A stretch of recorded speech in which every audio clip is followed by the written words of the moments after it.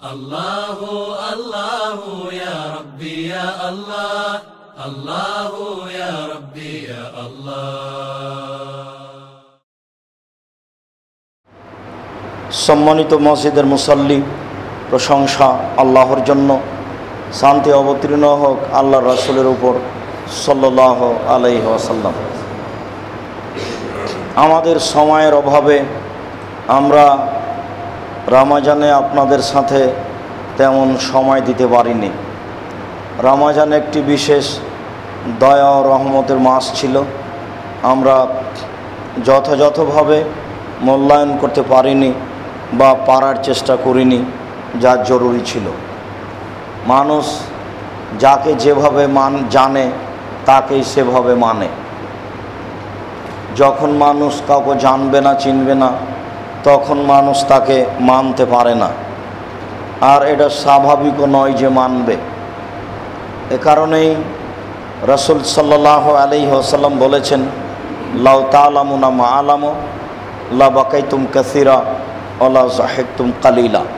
আমি যেমন আল্লাহকে জানি, তোমরা যদি আল্লাহকে জানতে, আমি যেমন আল্লাহকে চিনি, তোমরা যদি আল্লাহকে চিনতে, তাহলে বেশি বেশি কাঁদতে, কম কম হাসতে। আমরা দিন রাতি হাসি, কান্নার সময় হয় না। এতে স্পষ্ট বোঝা যায় যে আল্লাহকে যেভাবে চেনা প্রয়োজন সেভাবে আমরা আল্লাহকে চিনি না। এ কারণে আমাদের দিন রাত এভাবে কাটছে। ঠিক তেমনি রমজান আমাদের জন্য কত উপকারী তা আমরা বুঝতে পারিনি, বা আমরা যারা সহযোগিতা করছি বোঝানোর জন্য তেমন যথাযথভাবে চেষ্টা করিনি বা করতে পারিনি। কারণেই আমরা জাতিকে বুঝাতে পারিনি রমজান কী জিনিস। এরপরেও সময় মানুষের জন্য অপেক্ষা করে না। চলে গেছে, হায়াতে বেঁচে থাকলে আবারও কোনো দিন আসবে।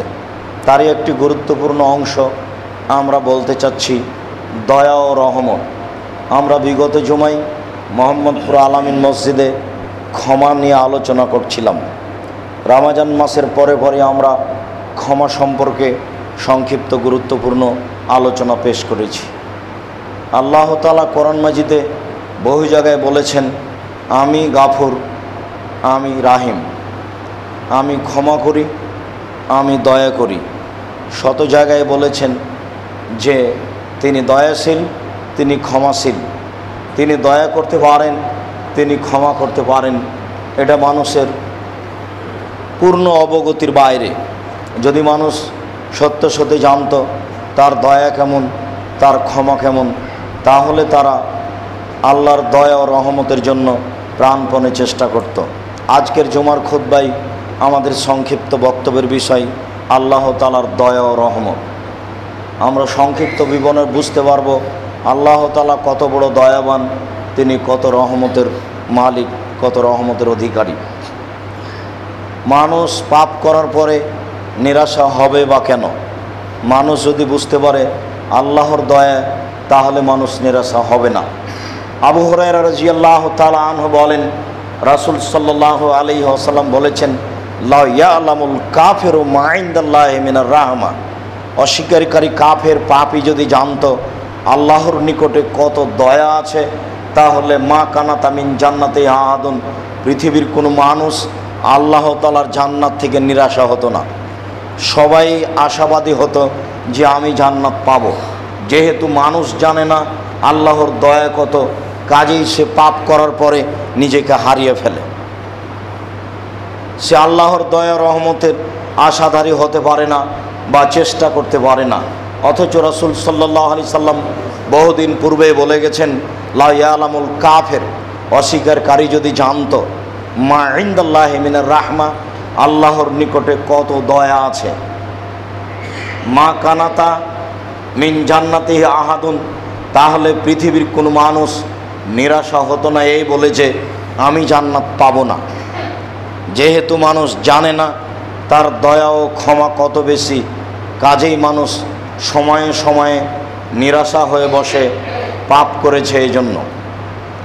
আবু হুরায়রা রাদিয়াল্লাহু তাআলা আনহু বলেন, রাসূল সাল্লাল্লাহু আলাইহি সাল্লাম বলেছেন, ইন্নাল আবদা ইযা আযনাবা যামবান, যখন কোনো দাস দাসী কোনো মানুষ পাপ করে, পাপ করার পরে বলে রব্বি আজনাবতু জামবান ফাগফিরহু, প্রতিপালক আমি পাপ করেছি, তুমি আমাকে ক্ষমা করো। তখন আল্লাহ তাআলা বলেন আলেম আব্দি আন্নাল্লাহু রাব্বান, আমার দাস দাসী কি জানে যে তার একজন প্রতিপালক রয়েছেন, একফিরুল্লাহু ওয়া ইয়াখজুহু, যিনি ক্ষমা করতে পারেন, যিনি শাস্তি দিতে পারেন। আসলে কি এইভাবে জেনে বলছে? ফায়াকুল রব্বহু তাআলা, তখন তার প্রতিপালক আল্লাহ তাআলা বলেন আলেমা আব্দি, আমার দাস দাসী কি জানে যে তার একজন প্রতিপালক রয়েছেন, যিনি ক্ষমা করতে পারেন, যিনি শাস্তি দিতে পারেন।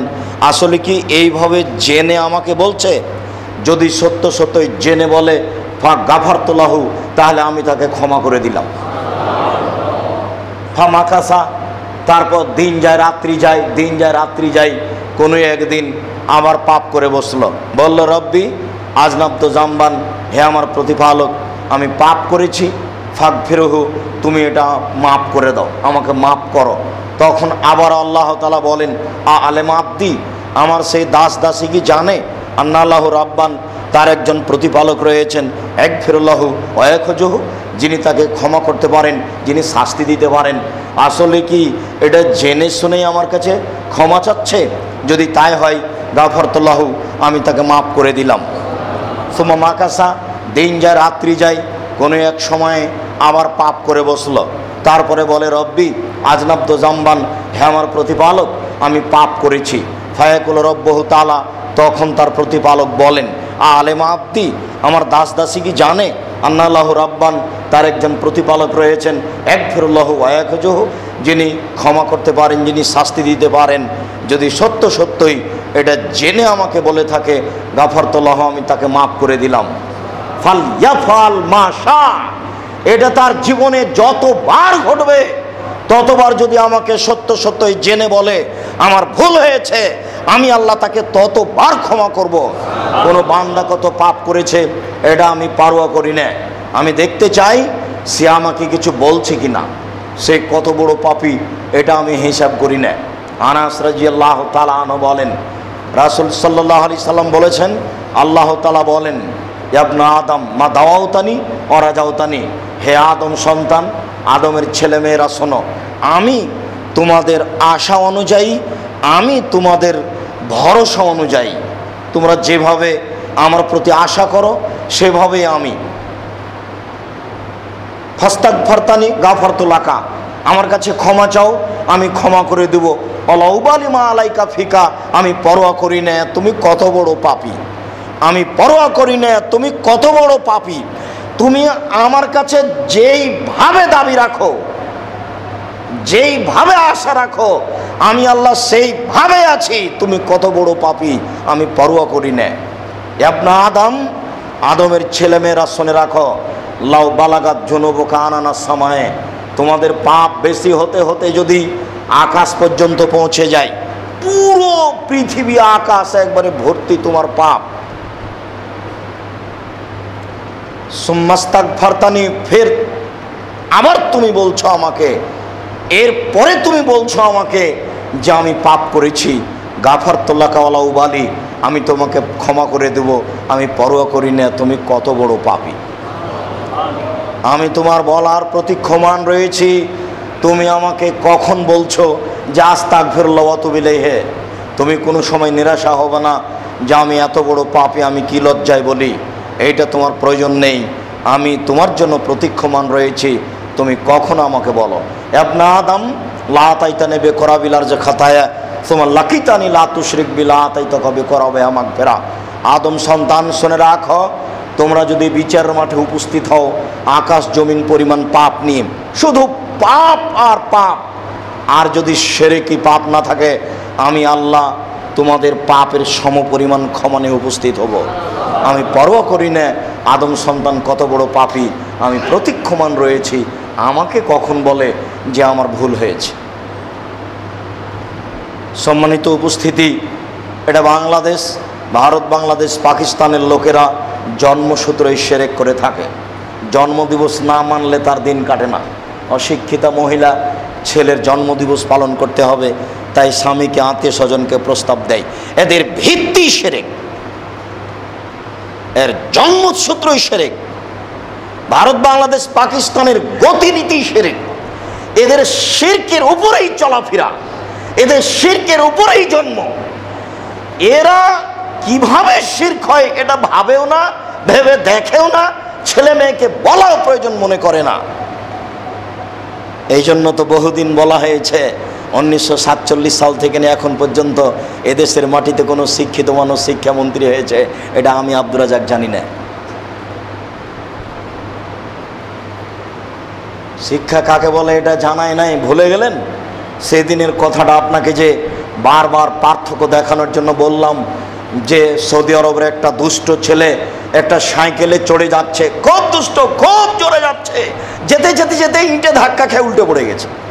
উল্টে পড়ে কয়েক আছাড় খেয়ে লাফ দিয়ে উঠে বলছে, তাওয়াক্কাল তো আল্লাহ, আমি আল্লাহর উপরে ভরসা রাখি। বাংলাদেশের ঢাকা শহরের একটা ছেলে, দুষ্ট ছেলে, খুব জোরে সাইকেল চালিয়ে যাচ্ছে, যেতে যেতে একটা ইঁটে ধাক্কা খেয়ে উল্টে পড়ে গেছে, কয়েক আছাড় খেয়ে ছাল চামড়া উঠে গেছে, লাফ দিয়ে উঠে বলছে, অমুকের বাচ্চা অমুক ইঁট রেখেছে। বুঝতে পারলেন না মনে হয়? ওই দেশের ছেলেটা বলল, তাওয়াক্কাল তো আল্লাহ, ছাল চামড়া উঠে গেছে তাতে কি হবে, আমি পড়ে গেছি তাতে কি হবে, আমি আল্লাহর উপরে ভরসা রাখি। আর এই ছেলেটা বলছে যে অমুকের বাচ্চা অমুক ইঁট রেখেছে। এ তাওয়াক্কাল তো আল্লাহ জানে না, এখানে ওর বাপও জানে না, ওর ভিত্তি খারাপ। বিচারের মাঠে আল্লাহ তাআলা বলবেন, আদম সন্তান, আকাশ জমিন পরিমাণ যদি পাপ থাকে, শিরক যদি না থাকে, আমি আল্লাহ ওই পরিমাণ ক্ষমা নিয়ে উপস্থিত হব। আল্লাহর দয়া ও রহমত আমরা বুঝতে পারি না, বুঝার চেষ্টা করি না। আল্লাহ তাআলা বলেন, ইয়া ইবাদিয়াল্লাযীনা আসরাফু আলা আনফুসিহিম লা তাকনাতু মির রাহমাতিল্লাহ। হে আদম সন্তান, আমার দাস দাসী শুনে রাখো, পাপ করেছো এই জন্য কখনো নিরাশা হবে না। পাপের কারণে নিরাশা হওয়ার কিছু নেই। ইন্নাহু লা ইয়াগফিরু যুনুবা জামিয়া, নিশ্চয় তিনি মানুষের সব পাপকে ক্ষমা করে থাকেন। মানুষ ক্ষমা চাইবে কখন? তার দয়ার অভাব নেই, তার রহমতের অভাব নেই। আবু হুরায়রা রাদিয়াল্লাহু তাআলা আনহু বলেন, রাসূল সাল্লাল্লাহু আলাইহি সাল্লাম বলেছেন, লা ইয়াকুদু কওমুন ইয়াযকুরুনাল্লাহ। যখন কোনো মানুষ কোনো জায়গায় বসে, যখন মুসলিম নারী পুরুষ কোনো জায়গায় বসে, ইয়াযকুরুনাল্লাহ, আল্লাহ তাআলাকে স্মরণ করে ডাকে, ইল্লা হাফাতুমুল মালায়েকা, তখন ওই জায়গাটা, ওই পরিবেশটাকে ফেরেশতা ঘেরে নেন। ও গাশিয়াতুমুর রাহমা, ওই জায়গাটা আল্লাহর দয়া দিয়ে, রহমত দিয়ে ঘিরে দেওয়া হয়। সেই জায়গাটা, সেই স্থানটাকে আল্লাহর দয়া রহমত দিয়ে ঘিরে দেওয়া হয়। ও নাজালাত আলাইহিমুস সাকিনা, এবং সেই জায়গাটার উপরে আল্লাহর পক্ষ থেকে নিরাপত্তা অবতীর্ণ হয়। অযাকারহুমুল্লাহ ফি মান ইনদাহু, শুধু তাই নয়, তিনি তার দয়া দিয়ে, তার রহমত দিয়ে সেই জায়গাটা পূর্ণ করে দেওয়ার পরে সমস্ত ফেরেশতাকে বলেন, শোনো জিবরাইল, মিকাইল, ইসরাফিল, যারা তোমরা সম্মানী, যারা আমার নিকটে থাকো, যারা আমাকে প্রস্তাব দিয়েছিলে আদম সন্তানকে সৃষ্টি করতে হবে না, তারা দেখো আজকে তারা কিভাবে আমাকে ডাকে। আমাকে দেখেনি, আমার জাহান্নাম জান্নাত দেখেনি, পরকাল দেখেনি, না দেখে আমাকে কিভাবে ডাকে। আমি তাদেরকে আমার দয়া এবং রহমত দিয়ে ঘিরে দিলাম। আবু হুরায়রা রাদিয়াল্লাহু তাআলা আনহু বলেন, রাসূল সাল্লাল্লাহু আলাইহি ওয়াসাল্লাম বলেছেন, মানুষ বুঝে না আল্লাহর দয়া কত।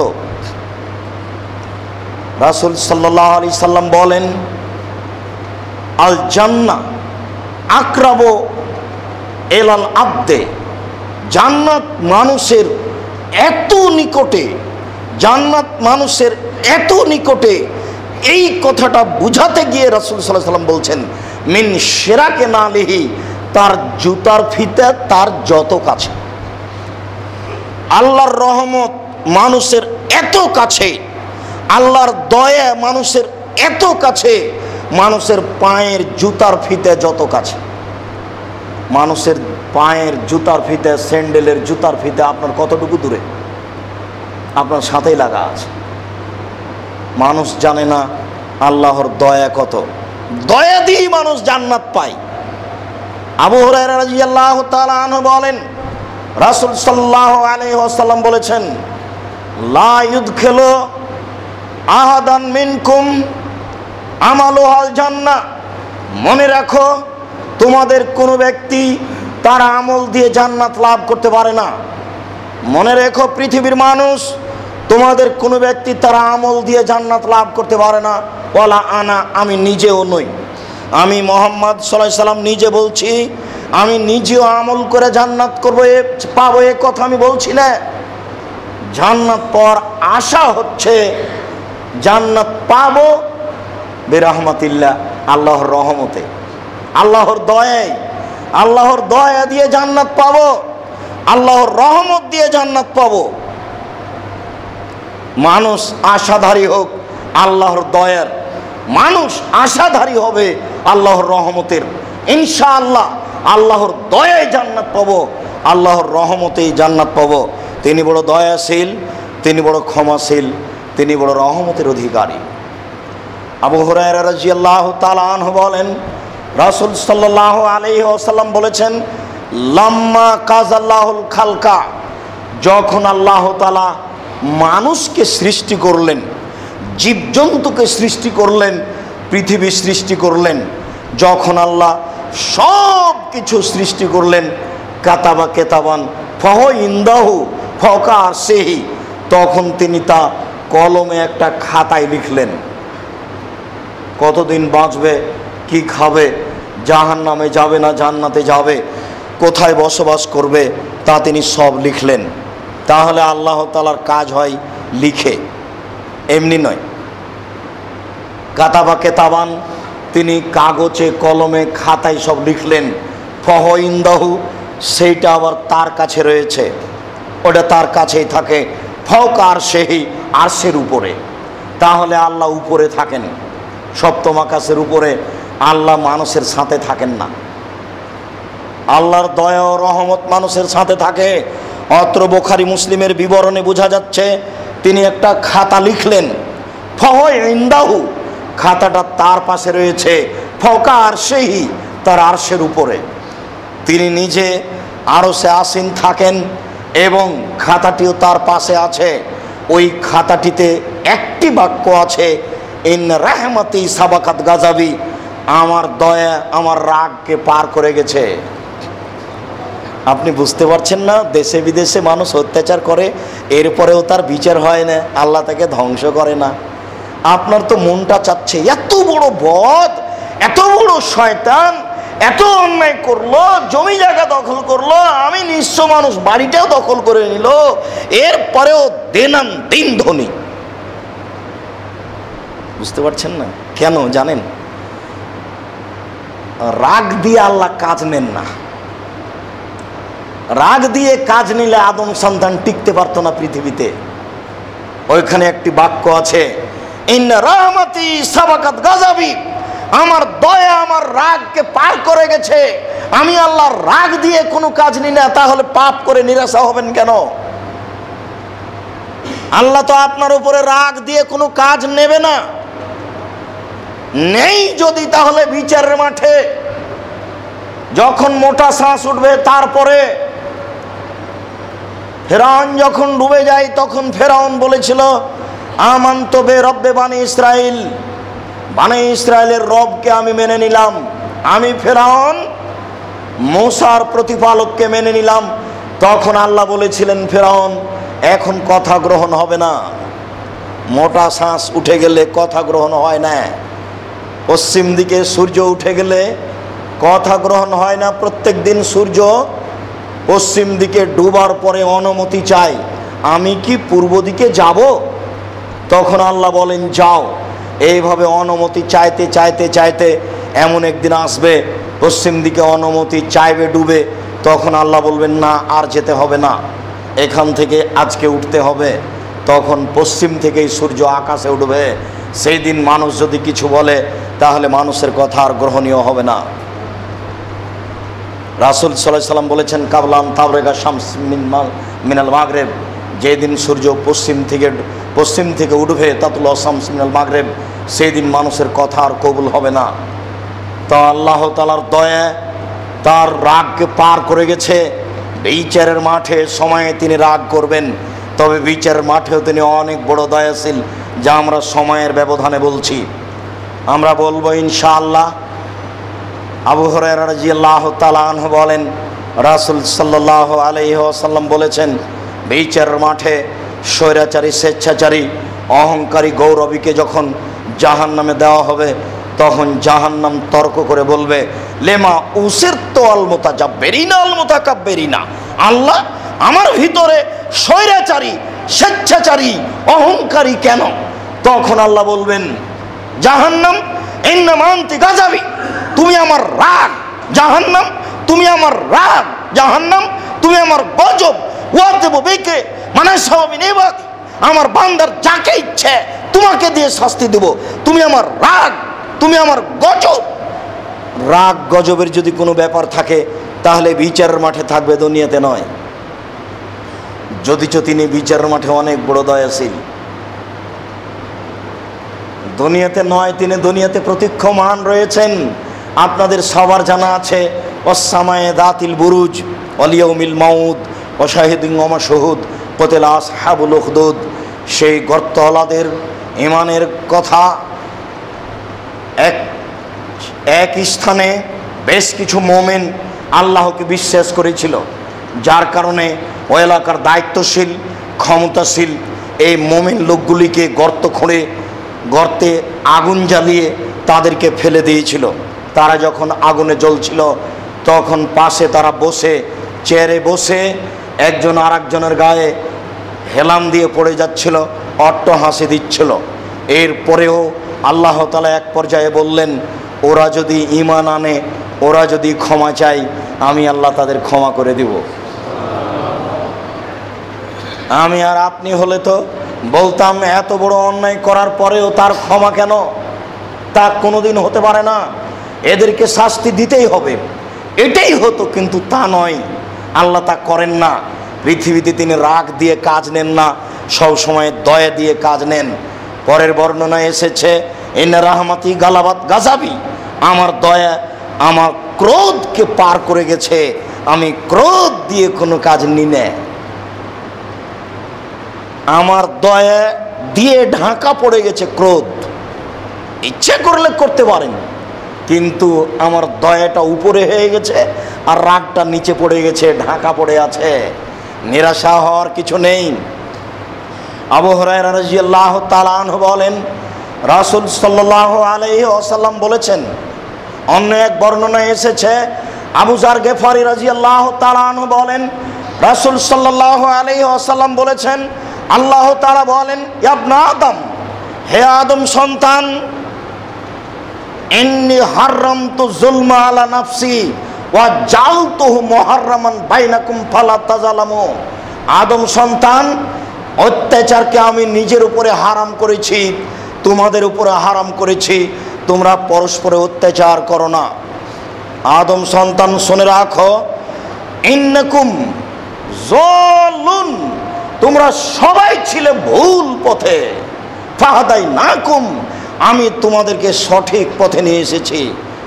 ফাস্তাহদুনি, তোমরা আমার কাছে হেদায়েত চাও। আহদিকুম, আমি তোমাদেরকে সঠিক পথে নিয়ে আসব। এইভাবে বলেন, আল্লাহুম্মা ইন্নী আসআলুকাল হুদা ওয়াত তুকা ওয়াল আফাফা ওয়াল গিনা। হে আল্লাহ, তোমার কাছে হেদায়েত চাই, তোমার কাছে নিরাপত্তা চাই, তোমার কাছে মুখাপেক্ষীহীন চাই। কারো কাছে যেন টাকা কর্জ করতে না হয়, কারো কাছে যেন হাত পাততে না হয়।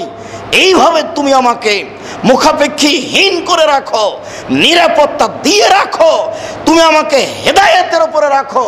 পৃথিবীর মানুষ, তোমরা আমার কাছে হেদায়েত চাও, আহদিকুম, আমি তোমাদের হেদায়েত দিব। আল্লাহ তাআলা বলেন, ইয়া ইবাদি, হে আদম সন্তান, মনে রেখো, কুল্লুকুম জায়ুন, তোমরা সবাই ছিলে ক্ষুধার্ত, কারো কোনো খাওয়ার ব্যবস্থা ছিল না। ফাত আমতুকুম, আমি তোমাদের খাওয়িয়েছি। ফাস্তাতে এমনই, তোমরা আমার কাছে রুজি চাও। আল্লাহুম্মা গফিরলি ওয়ারহামনি ওয়াহদিনি ওয়াফিনি ওয়ারযুকনি, আমাকে রুজি দাও, আমাকে হেদায়েত দাও, আমার প্রতি দয়া করো। দুই সিজদার মাঝে রুজি চাওয়া হয়, আমাকে রুজি দাও। তোমরা আমার কাছে রুজি চাও, আমি তোমাদের রুজি দিব। ইয়া এবাদি, হে আমার আদম সন্তান দাস দাসী, শুনে রাখো, ইন্নাকুম আরুন, তোমরা সবাই ছিলে নগ্ন, কারো পরনে কাপড় ছিল না। ফাকসাই নাকুম, আমি তোমাদের কাপড় পরিয়েছি। ফাস্তাকসুনি, তোমরা আমার কাছে কাপড় পরতে চাও। আকসুকুম, আমি তোমাদের কাপড় পরাবো। আল্লাহর কাছে পরনের কাপড়টাও চাইতে হবে, তুমি আমাদের পরনের কাপড়ের ব্যবস্থা করে দাও, আমি তোমাদের করে দিব। ইয়া ইবাদি কুল্লুকুম তুখতিউনা বিল-লাইলি ওয়ান-নাহারে, হে আদম সন্তান পুরুষ নারী তোমরা শোনো, তোমরা দিন রাত পাপ করো। ওগফির লাকুম, আমি তোমাদের ক্ষমা করি। তোমরা পাপ করো, আমি ক্ষমা করি। তোমরা পাপ করো, আমি ক্ষমা করি। ফাস্তাগফিরুনি, তোমরা আমার কাছে ক্ষমা চাও, আমার কাছে ক্ষমা চাও, আমার কাছে ক্ষমার কথা বলো। আগফির লাকুম, আমি তোমাদের ক্ষমা করে দেব। আমার দয়ার অভাব নেই। আদম সন্তান মনে রেখো, সারা পৃথিবীর জিন, সারা পৃথিবীর মানুষ যদি এক মাঠে আমার কাছে চাই নিজ নিজ প্রয়োজনীয় জিনিস, মাসালা তাহু, যার যেটা প্রয়োজন সে সেটা যদি চাই, ভ্যান চালক একটা ভ্যান চাইলো, বিত্তশালী একটা বড় ব্যবসা চাইলো, কৃষক একটা কাজ চাইলো, কৃষক একটা জমি চাইলো, সারা পৃথিবীর পুরুষ নারী জিন ইনসান সবাই যদি তার প্রয়োজনীয় জিনিস চায় আমার কাছে, একসাথে চাই, আমি যদি সবাইকেই দিয়ে দিই, তাহলে আমার কাছে যা আছে দয়া ও রহমত, মা নাকাসা মিন রাহমাতি, আমার দয়া ও রহমত থেকে কমে যাবে না। সাগরে সূচ ডুবিয়ে সূচ উঠিয়ে নিলে ওতে যতটুকু পানি এসে সাগরের পানি কমবে না। সুই সাগরে ডুবিয়ে উঠালে সাগরের কিছু পানি কমবে?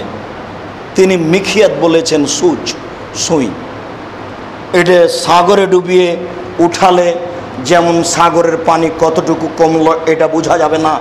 সারা পৃথিবীর জিন ইনসান যদি তার নিজ নিজ প্রয়োজন আমার কাছে একসাথে চায়, সবাইকে যদি আমি তার চাওয়া দিয়ে দিই, বুঝাতে পারলাম না মনে হয়, সবাইকেই যদি তার প্রয়োজনীয় চাওয়া দিয়ে দিই তাহলে আমার কাছে কমবে না। তাহলে আপনি কোন খেয়ালে বললেন যে ছেলে মেয়ে বেশি হলে ভালো করে পড়াতে পারবো না, অতএব একটি ছেলে একটি মেয়ে যথেষ্ট? তাহলে আপনি আল্লাহকে চিনেন না, এটা নিশ্চিত। হাদিস তো বুখারী মুসলিমের। আপনাদের 12 ভাই বোনের রুজি হয় আপনার আব্বার ছোট চাকরিতে, আর আপনি বিত্তশালী কোটি টাকা ইনকাম করেন, তবু আপনার হয় না। 2টা ছেলে লাগে। বোকামি বাড়তে বাড়তে বাড়তে বাড়তে মানুষের মাথাটা আর মগজই থাকবে না, সবই পায়খানা হয়ে যাবে, মানুষ একবারে বুদ্ধি হারা হয়ে যাবে। এ হাদিস তো বুখারী মুসলিমে আছে। আপনি এর অর্থ সারমর্ম কি নিবেন? আল্লাহ তাআলা বলছেন আদম সন্তান সারা পৃথিবীর মানুষ এবং জিন সবাই যদি এক মাঠে সব নিজ নিজ প্রয়োজনীয় জিনিস চাই, আমি যদি সবাইকে দিয়ে দিই, মা নাকাসাত মিন রাহমাতি, আমার দয়ার অতটুকু কমবে না, আমার ভান্ডার থেকে অতটুকু কমে যাবে না। সাগরে সুই ডুবিয়ে যতটুকু পানি কমবে না। তাহলে বুঝেন আমি আর আপনি আল্লাহর রহমত বুঝি কিনা? সত্যি বুঝি না। সত্যি যদি বুঝতাম তাহলে এত নিরাশা কেন, এত ভুল পথে কেন? আল্লাহ আমাদেরকে সঠিক বুঝার তৌফিক দান করো। আল্লাহুম্মা আমিন। আল্লাহুম্মা সাল্লি আলাইহি, আল্লাহুম্মা বারিক আলাইহি।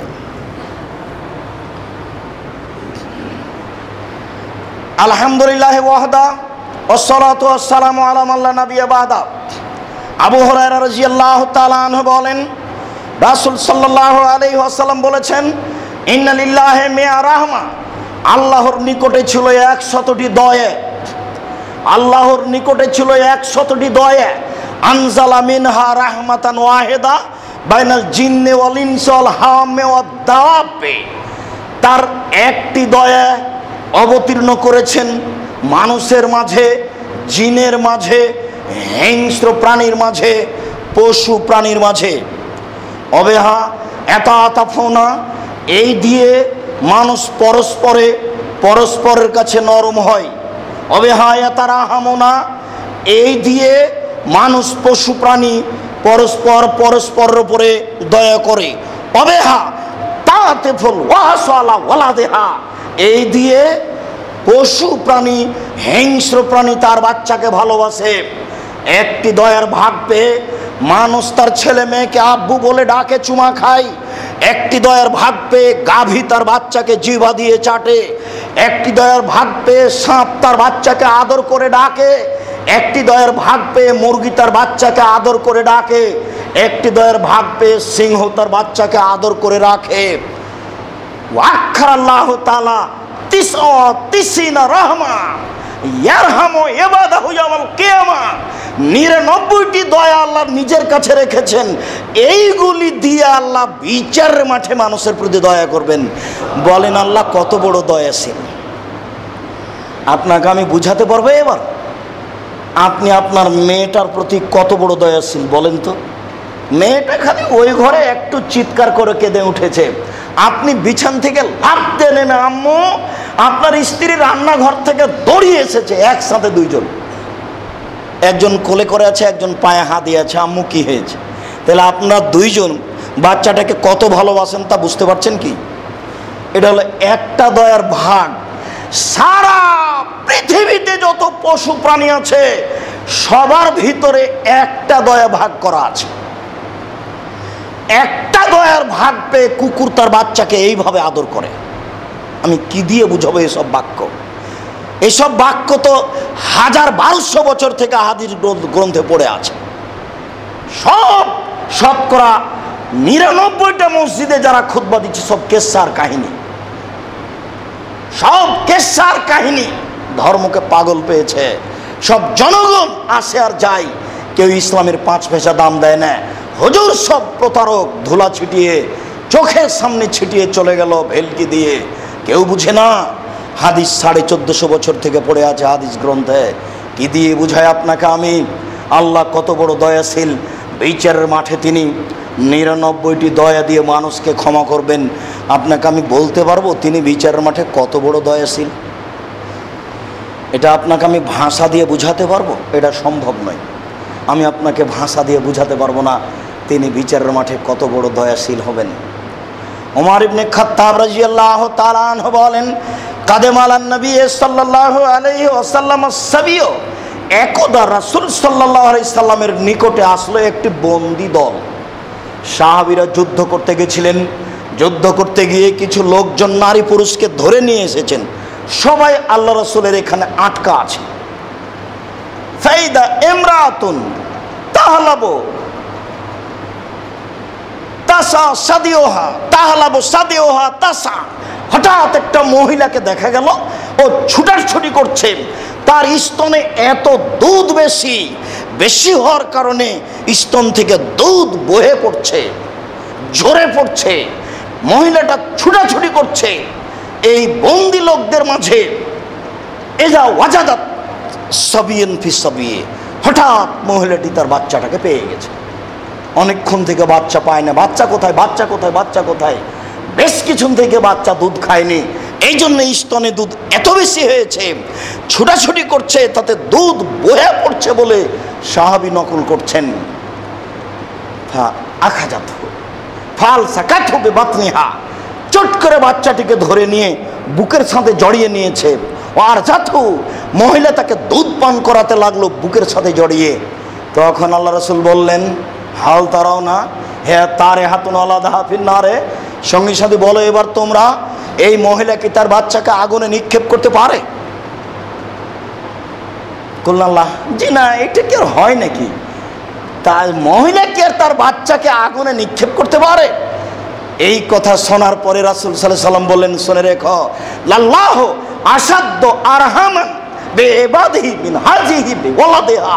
এই মহিলা তার বাচ্চাকে যত ভালোবাসে, এই মহিলা তার বাচ্চার উপরে যত দয়াশীল, আল্লাহ তাআলা তার বান্দার উপরে এর চেয়ে অনেক অনেক অনেক বেশি দয়াশীল।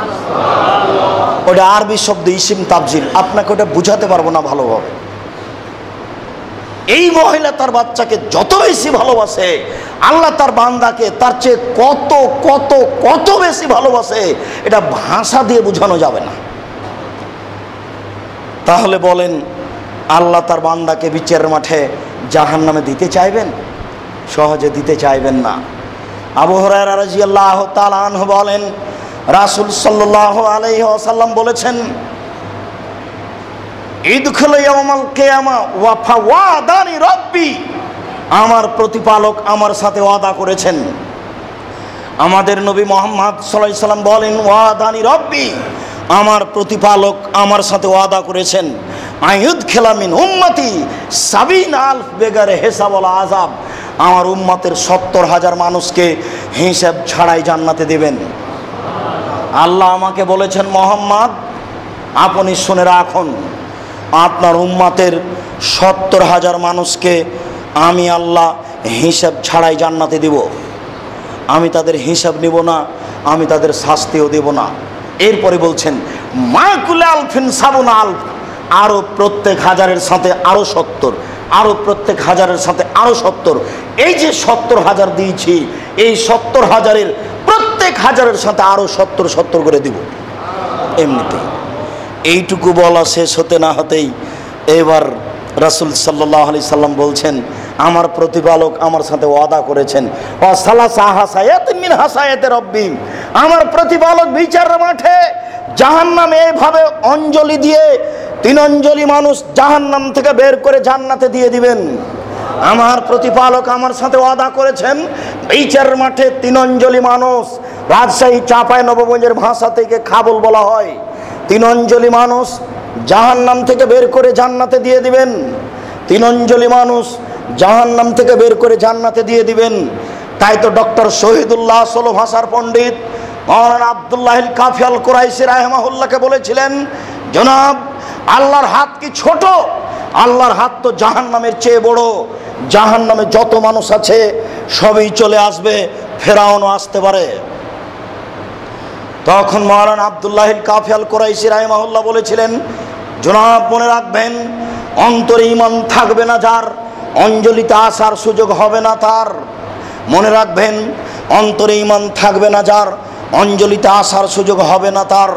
মনে রাখবেন, অন্তরে ঈমান থাকবে না যার, অঞ্জলিতে আসার সুযোগ হবে না তার। তার এই কথাটি প্রমাণ করে ওই বাক্যে, যেই বাক্যে বলা হয়েছে যে বিচারের মাঠে আমরা সবার কাছে যাব, আদম আলাইহিস সালামের কাছে যাব, তিনি পরাজয় বরণ করবেন। নূহ আলাইহিস সালামের কাছে যাব, তিনি অক্ষমতা প্রকাশ করবেন। আমরা ইব্রাহিম আলাইহিস সালামের কাছে যাব, তিনি অক্ষমতা প্রকাশ করবেন। মূসা আলাইহিস সালামের কাছে যাব, তিনি অক্ষমতা প্রকাশ করবেন। ঈসা আলাইহিস সালামের কাছে যাব, তিনি অক্ষমতা প্রকাশ করবেন, বলবেন মুহাম্মদ সাল্লাল্লাহু আলাইহি সাল্লামের কাছে যাও, তার আগের পরের সব পাপ ক্ষমা করা হয়েছে। সবাই আমরা সেখানে উপস্থিত হব। তখন তিনি একটা ঘরে যাওয়ার অনুমতি চাইবেন, তাকে অনুমতি দেওয়া হবে। তখন তিনি সিজদায় পড়ে যাবেন, তিনি মাথা মাটিতে রেখে পড়ে থাকবেন। তখন আল্লাহ তাআলা বলবেন, ইরফা মোহাম্মদ সালতুতা অসফে তুসাফা, মোহাম্মদ মাথা উঠাও, চাও, যা চাইবে তাই দেওয়া হবে, যা সুপারিশ করবে তাই মেনে নেওয়া হবে। তুমি বলো, আমি আল্লাহ তোমার বলার অপেক্ষায় রয়েছি, কি বলতে চাও? তখন আমাদের নবী মুহাম্মদ সাল্লাল্লাহু আলাইহি সাল্লাম বলবেন, এই যে আমার উম্মত জাহান্নামে পড়ে আছে, এদেরকে জান্নাতে দেওয়া হোক। ফায়ুহাদ্দুলি হাদ্দান, তখন কিছু সংখ্যক লোক নির্ধারণ করা হবে, আমি তাদেরকে জাহান্নাম থেকে বের করে জান্নাতে দিয়ে দেব। দেখি আরও আছে, তখন আমি আবার সিজদায় পড়ে যাব। আল্লাহ তাআলা বলবেন, ইরফারাসাক ওয়াসাল তুতা ওয়াসফে তুসাফা, মাথা উঠাও, চাও, যা চাইবে তাই দেওয়া হবে, বলো, যা সুপারিশ করবে তাই মেনে নেওয়া হবে। আমি বলবো, আমার উম্মত জাহান্নামে পড়ে আছে, তাদেরকে জান্নাতে দেওয়া হোক। আমার জন্য কিছু সংখ্যক নির্ধারণ করা হবে, আমি বের করে তাদেরকে জান্নাতে দিয়ে দেব। এরপরে দেখবো আরও আছে, আমি আবার সিজদায় পড়বো, আবার আমাকে মাথা উঠানোর জন্য বলা হবে, আমি বলা হবে, যা চাও তাই দেওয়া হবে, যা বলবে তাই মেনে নেওয়া হবে।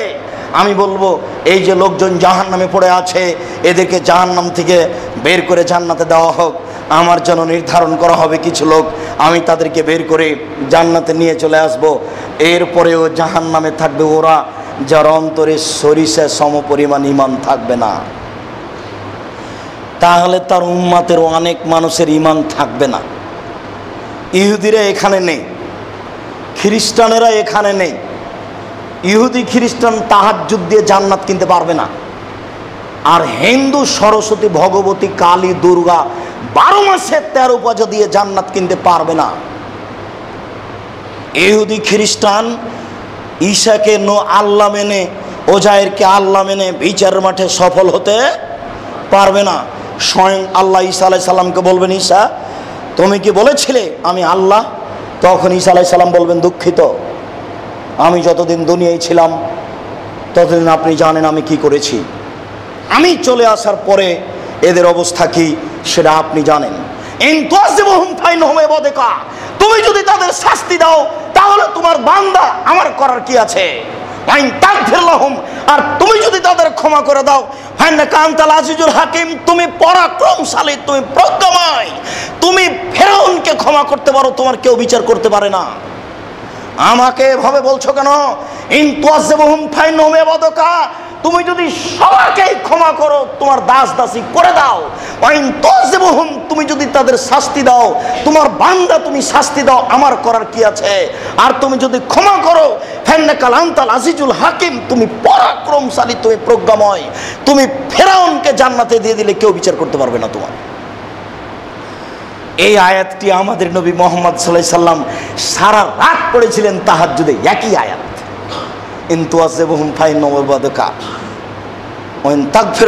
তুমি যদি ক্ষমা করো তুমি পরাক্রমশালী। এই কথা ঈসা আলাইহিস সালাম বলবেন।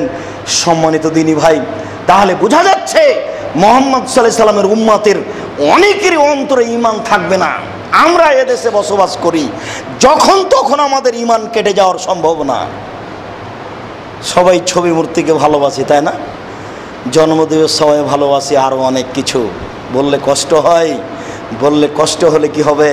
বিচারের মাঠে বোঝা যাবে আপনি কত বড় ভালো মানুষ। এখন কিছু বললে তো আপনাকে খারাপ লাগে। সুলাইমান আলাইহিস সালাম বলছেন, রব্বি আউজিনি আনাশকুরা নি'মাতাকাল্লাতী আন'আমতা আলাইয়া ওয়া আলা ওয়ালিদাইয়া, হে আমার প্রতিপালক, তুমি আমাকে সক্ষম করো আমি যেন তোমার শুকরিয়া আদায় করতে পারি ওই নিয়ামতের বিনিময়ে যে নিয়ামত তুমি আমাকে দিয়েছো আর আমার বাপকে দিয়েছো। আমরা বাপ বেটা যত নিয়ামত পেয়েছি, এই নিয়ামতের জন্য শুকরিয়া আদায় করতে পারি, এইটা আমাকে তৌফিক দাও। ওয়ান আমালা সালেহান তারজাহু, আর এমন আমল করতে দাও যাতে করে তুমি খুশি হয়ে যাও। এই দোয়াটা আপনি বলতে পারবেন না? দোয়ার বইয়ে আছে, বংশাল মসজিদের পাশে কিনে নিয়ে আব্দুর রাজ্জাক বিন ইউসুফ আইন রাসূল সাল্লাল্লাহু আলাইহি ওয়াসাল্লাম দোয়া অধ্যায়। সুলাইমান আলাইহিস সালাম বলছেন, দাউদ আলাইহিস সালাম বলছেন, সুলাইমান আলাইহিস সালাম বলছেন, আমাদের বাপ বেটার উপরে আপনি যে দয়া করেছেন, এই দয়ার কারণে নিয়ামত দিয়েছেন, এর কারণে আমাদেরকে শুকরিয়া আদায় করার ক্ষমতা দেন আর ভালো আমল করার ক্ষমতা দেন। এরপরে বলছেন, ওয়াজআলনি বিরাহমাতিকা ফি ইবাদিকা সালিহিন, আর তোমার রহমত দিয়ে আমাকে ভালো মানুষের মধ্যে করে দাও। আমি সুলাইমান, আমার বাপ দাউদ, আমরা বাপ বেটা ভালো মানুষের মধ্যে হতে চাচ্ছি। তাহলে তাদের ধারণায় পৃথিবীতে আরো ভালো মানুষ আছে, তাদের সাথে তারা হতে চাচ্ছেন। দীর্ঘদিন বিপদে পড়ে আইয়ুব আলাইহিস সালাম বলেছিলেন, আন্নী মাসানি ইয়াজুররু ওয়া আনতা আরহামুর রাহিমিন, হে আমার প্রতিপালক, আমি বড় বিপদে, তুমি বড় দয়াবান। দীর্ঘদিন বিপদে পড়ে থেকে আইয়ুব আলাইহিস সালাম বলেছিলেন, আন্নী মাসানি ইয়াজুররু ওয়া আনতা আরহামুর রাহিমিন, আমি বড় বিপদে, তুমি বড় দয়াবান। মূসা আলাইহিস সালাম পালিয়ে গেলেন ফেরাউনের ভয়ে, পায়ে হেঁটে যেতে যেতে যেতে কত দূর গেলেন, এক পর্যায়ে গিয়ে থাকার ব্যবস্থা নেই, খাওয়ার ব্যবস্থা নেই, কোনো পথ নেই। এক জায়গায় বসে আছেন, বসে বসে দেখছেন ওইখানে কিছু দুইটা মেয়ে তাদের ছাগলগুলিকে নিয়ে দূরে হটে আছে। বেশ কিছু লোক তারা ইদারা থেকে পানি উঠিয়ে তাদের গরু ছাগলকে পানি পান করাচ্ছে। আমি একটু ওখানে আগিয়ে গেলাম, আগিয়ে গিয়ে বললাম, কি ব্যাপার, তোমরা দুইটি মেয়ে পৃথক হয়ে আছো কেন ছাগল নিয়ে? তখন মেয়ে দুটি বলল, এই লোকগুলি যখন তাদের পশু প্রাণীকে পানি পান করে চলে যাবে তখন আমরা গিয়ে পানি পান করাবো। ও বাংলাদেশের মুসলিম বোকানারি, সম অধিকারের দাবিতে বৃষ্টির দিনে বাপের ঘর ছেড়ে এসে, স্বামীর ঘর ছেড়ে এসে এই বৃষ্টির মধ্যে দৌড়াতে দৌড়াতে কাপড় ভিজিয়ে গাড়ির শিকলি ধরে উঠলে ধাক্কা খেয়ে গার্মেন্টসে ঢুকতে দেরি হয়েছে আধ ঘন্টা, গালি দিল কয়েকটা ম্যানেজার, জেনার প্রস্তাব দিল। কয়েকদিন পরে বাড়ি আসলে টাকা কম দিয়েছে, স্বামীও দুটো লাথি মারলো। নিরাপদ জীবন ছেড়ে তুমি বিপজ্জনক জীবনে চলে আসলে। কে তোমাকে এই বুদ্ধি দিল? তুমি কেন এইভাবে পুরুষের সাথে চলে গেলে? তুমি কেন পুরুষের সাথে হুড়াহুড়ি করছো? হাজার বছর পূর্বের ইতিহাস, হাজার হাজার বছর পূর্বের ইতিহাস। মেয়ে দুইটি তাদের সাথে হুড়াহুড়ি করে ছাগলকে পানি পান করাচ্ছে না। আমি বুঝাতে পারলাম না। মেয়ে দুইটি তাদের সাথে ধাক্কা ধাক্কি করে তাদের ছাগলকে পানি পান করাচ্ছে না। মুসা আলাইহিস সালাম গিয়ে বলছেন, তোমরা তোমাদের ছাগলকে নিয়ে পৃথক হয়ে আছো কেন? তখন মেয়ে দুটি বলছে, লোকগুলি তাদের ছাগলকে পানি পান করার পরে চলে গেলে আমরা পান করাবো, এই জন্য অপেক্ষা করছি। তখন তিনি বলছেন, আচ্ছা ঠিক আছে, আমি তোমাদের ছাগলকে পানি পান করিয়ে দিই। তাই তিনি পানি পান করিয়ে দিয়ে আবার এখানে এসে বসে তিনি বলছেন, রব্বিগফির ওয়ারহাম ওয়া আনতা খায়রুর রাহিমিন, প্রতিপালক তুমি বড় দয়াবান, তুমি বড় ক্ষমাবান, তুমি আমার প্রতি দয়া করো, তুমি ক্ষমা করো। তুমি যে বড় দয়াশীল, তুমি যে বড় ক্ষমাশীল, তুমি একটু দয়া করো, তুমি একটু ক্ষমা করো। আমি যেই পথে এসেছি, আমার থাকার জায়গা নেই, আমার খাওয়ার ব্যবস্থা নেই, আমার থাকার জায়গা নেই, আমার খাওয়ার ব্যবস্থা নেই। রব্বিগফির ওয়ারহাম ওয়া আনতা খায়রুর রাহিমিন, তুমি দয়া করো, তুমি ক্ষমা করো, তুমি বড় দয়াশীল, তুমি বড় ক্ষমাশীল। রব্বিগফির ওয়ারহাম ওয়া আনতা খায়রুর রাহিমিন, তুমি দয়া করো, তুমি ক্ষমা করো। আমার থাকার জায়গা নেই, আমার খাওয়ার ব্যবস্থা নেই, তুমি বড় দয়াশীল, তুমি বড় ক্ষমাশীল, তুমি একটু দয়া করো, তুমি একটু ক্ষমা করো। আমার থাকার জায়গা নেই, আমার খাওয়ার ব্যবস্থা নেই। এইভাবে বলতে বলতে একটু পরে ওই দুইটা মেয়ের একটা মেয়ে এসে বলছে যে, আমার আব্বা আপনাকে ডাকলো, আপনাকে পারিশ্রমিক দিবে, আপনি আমাদের ছাগলকে পানি পান করিয়েছেন এই জন্য। মেয়েটির অন্তরে জেগেছে যে লোকটা আমাদের উপকার করলো। তখন তার আব্বাকে বলছে, আব্বা একটা লোক আমাদের ছাগলকে পানি পান করিয়ে দিয়েছে, ওকে কিছু দেওয়া দরকার। তো যাও আম্মু তাদের ডেকে নিয়ে আসো। এসে বলছে, আব্বা আপনাকে ডাকছে। তখন মুসা আলাইহিস সালাম বলছেন, তুমি পিছে পিছে হাঁটো, আমি আগে আগে হাঁটি। ও যুবতী মেয়ে, মুসা আলাইহিস সালাম তাকে সামনে হাঁটতে দিবেন না। বাড়ি পৌঁছে বলছেন, আমি মুসা, আমি ফেরাউনের ভয়ে পালিয়ে এসেছি। তো বাড়ি দেখা গেল শুআয়ব আলাইহিস সালামের, ওটা একজন নবীর বাড়ি, তারা ছিল একজন নবীর মেয়ে। তখন শুআয়ব আলাইহিস সালাম বললেন, চিন্তা করবেন না, আপনি মুক্ত। কে বললে আল্লাহ দয়া করে না? আমার দুইটা মেয়ে আছে, 10 বছর কাজ করে দিবেন মোহরের বিনিময়ে, যাকে ইচ্ছা তার সাথে আমি বিবাহ দিয়ে দিব। নেন এবার দয়া দেখেন কেমন। একটু আগে তার বসার ওই জায়গা নেই, খাওয়ার ওই জায়গা নেই, কোথায় রাত কাটাবে এর কোনো পথ নাই। এরই নাম দয়া, এরই নাম রহমত। বহুদিন আপনাকে দেখিয়েছি আল্লাহর বিশেষ দয়া। ঈমান আল্লাহর উপরে থাকলে মানুষ এভাবেই ফল পায়। যখন বলেছিল কালা আসহাবু মুসা, মুসার সঙ্গী সাথী যখন বলেছিলেন, ইন্নাল আমাদরাকুন, আমরা বন্দী, ডানে ফেরাউন, বামে ফেরাউন, পিছনে ফেরাউন, সামনে সাগর, আমরা বন্দী, ডানে ফেরাউন, বামে ফেরাউন, পিছনে ফেরাউন, সামনে সাগর, আমরা বন্দী। তখন মুসা আলাইহিস সালাম বলেছিলেন, কাল্লা, কখনো নহে, অসম্ভব হতে পারে না, ফেরাউন আমাকে ধরতে পারে না। ইন্না মাইয়া রাব্বি, আমার সাথে আমার প্রতিপালক রয়েছেন, সায়াহদিনি, তিনি আমাকে পথ দেখাবেন। কিভাবে পথ দেখাবেন ওটা আমি জানি না। কাল্লা, কখনো নহে, অসম্ভব, এটা হতে পারে না, ফেরাউন আমাকে ধরতে পারে না। ইন্না মাইয়া রাব্বি, আমার সাথে আমার প্রতিপালক রয়েছেন, সায়াহদিনি, তিনি আমাকে পথ দেখাবেন। মুসা আলাইহিস সালাম সরিষা সম পরিমাণ জানেন না পথ কি হতে পারে। বাঁচার তো কোনো পথ নেই, সামনে তো সাগর, ডানে বামে পিছনে তো ফেরাউন, বাঁচার পথ কি হতে পারে? এরই নাম দয়া, এরই নাম রহমত, এরই নাম দয়া, এরই নাম রহমত। লূত আলাইহিস সালাম বলেছিলেন, আন্নি মাগলুবুন ফান্তাসের, প্রতিপালক আমি পরাজয়, তুমি আমার প্রতি সাহায্য করো, আমি পরাজয়, তুমি আমার প্রতি দয়া করো, আমি পরাজয়, তুমি আমার প্রতি দয়া করো। বিপদে পড়ে ইউনূস আলাইহিস সালাম বলেছিলেন, লা ইলাহা ইল্লা আনতা সুবহানাকা ইন্নী কুনতু মিনাজ জালিমিন। আল্লাহ ছাড়া কোনো মাবুদ নাই, আমি তোমার পবিত্রতা বর্ণনা করছি, আমি অপরাধী।